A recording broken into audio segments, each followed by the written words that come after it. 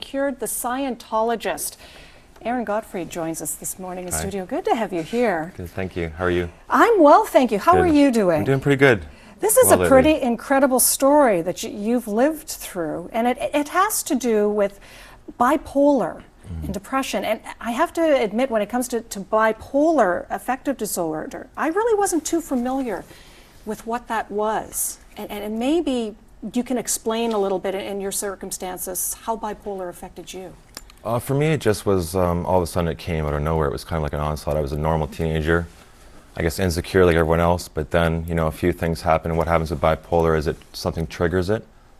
And it was just coming in. So then, you know, someone dumps you or you feel insecure or something happens in your life, and all of a sudden it goes from normal to, it just went to severe depression.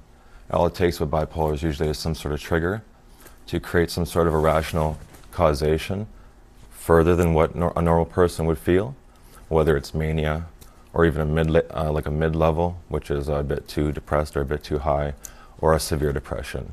Yeah, in your case, this came on really, really quickly, and I guess part of the problem would be being a teenager when this happened, because I know as a parent, I have a 16-year-old son at home, I would look and think, oh, you know, these are just normal romances that have gone amiss, and he'll be fine, he'll recover from this. In your case, it was a girl, and you know, you thought everything was rosy, and she dumped you, as you said, and that's what triggered. That was the starting point. Yeah, I mean, it wasn't even anything. We were just seeing each other. There's a lot of things. I mean, bipolar type 1 is one thing. It's supposed to be the most severe, and it just kind of happened. But I also had body problems, which complicated. I had mono. I had a blood infection from a fight, you know, with teeth. Human teeth are very dirty, and then it all just happened at once. So I mean, you could say it would have happened anyway, severely, but maybe not to the point where it started off with, because all these things were happening too.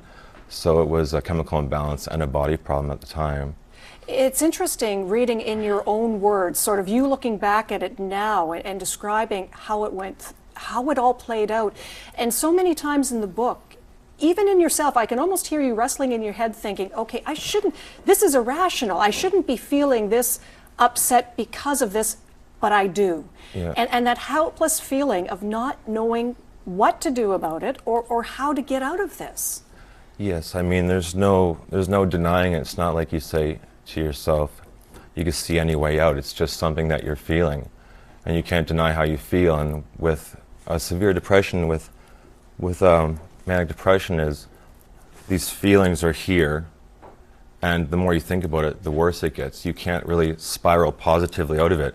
It just spirals downwards until the brain chemistry somehow switches by fate or by the illness or whatever it is, somehow into, you know, from almost suicidal situations to an uprising again. Well, and you hit those suicidal situations where you thought of ending it because the pain was too much. It just seemed like the best option at the time. Because everything ebbs and flows. I mean, it has to change eventually, but in the depths and the situation of it, you just can't change it. You can't do anything, and you have to kind of like wait for the cycle to rear its head. Well, and part of your story that, I don't want to say complicated it or sort of made this a very different case, was the fact that your parents were Scientologists. Yeah. And because of this, the idea of medication or helping you with medication didn't seem to be an option for them. They were looking for other treatment methods for you, and you ended up going to a camp, I guess, for lack of a better word. They sent you to this camp to try to help you. Well, my mom was a nurse, so she was aware of medication, and they weren't necessarily against it. The Scientologists that were in the church with them were against it. They wanted to look out for me, what was the best situation for me. And so when I was sick, I became a Scientologist. And so because I was a Scientologist, it was okay for these things to happen, for me to go to these places, and I was volunteering to do it because that's where I wanted to be. I wanted to get help and help people realize things about Scientology and spirituality and all these things. So I volunteered to do all these things, but they just didn't turn out to be, they turned out to be more detrimental than instrumental. Yeah, it wasn't exactly the camp and the sort of vacation that you were looking for at the time. It was an expensive, bad vacation. Yeah. And you sort of found that the people that you were with weren't really like you anyway. They were dealing with many different things that you weren't dealing with. Yours was bipolar. Theirs tended to be drugs and alcohol and a lot of different situations that they were trying to work with. We were all kind of sons and daughters of Scientologists, but you know, I was there kind of for the cause and to learn. They were just there because they had to be. And ultimately, it came down to a psychiatrist that you needed to work through. And I mean, you look wonderful now and extremely healthy, and certainly have made your way around. And that's the positive point to really get across in this, that when you're dealing with depression and when you're dealing with bipolar, there are ways and means by which you can get help and turn things around. Yeah, I mean, that's part of the message of the book, I guess. I mean, mental illness is still a very obscure thing. It's sent into, you know, this void.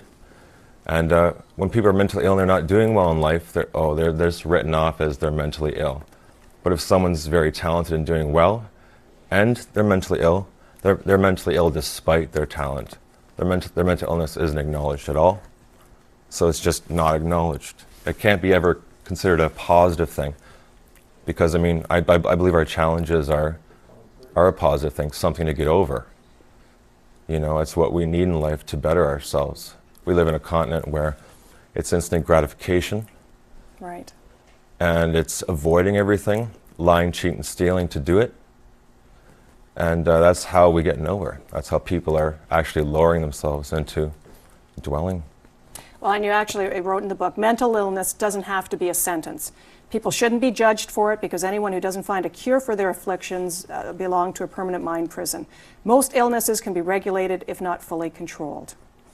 And I think that's really the message that we want to leave with today, is reminding people. And it's an amazing story, an incredible story, and your story is only just beginning. This could almost be book one in a series someday, Aaron, that you could write. Maybe. Yeah. Where is it available? Where can people pick this up? It's in all the book cities in Toronto, including Caversham booksellers. In Guelph, it should be on the shelves soon at the bookshelf, Cambridge Mall, Book Express. In Kitchener here, it's Hollyoak, Book Exchange, and Gateway Chapters. And there's your website as well that people can go to and get more information on it. Possibly more to come. I'm kind of looking for some funding right now. It's kind of hard to find publishers, and considering who will publish it, it's kind of controversial. And I'm looking for funding or a grant, but for some reason they just seem to give money to people who are already published or need research money. I don't know what that means. I have other book ideas. I don't need money for research, but or groups of people that are looking to do things. But I just want to be able to afford some more books because it costs money, and the consignment rate from the bookstores doesn't give me enough money to buy more books, even though it's starting to sell right now. Well, and there you go. You can go onto the website to find out more, and certainly pick up the Psychiatrist Who Cured the Scientologist. Thank Great you. to have you here. Nice to meet you, Aaron. Thank you very much. We're back with more in a moment. Stay with us.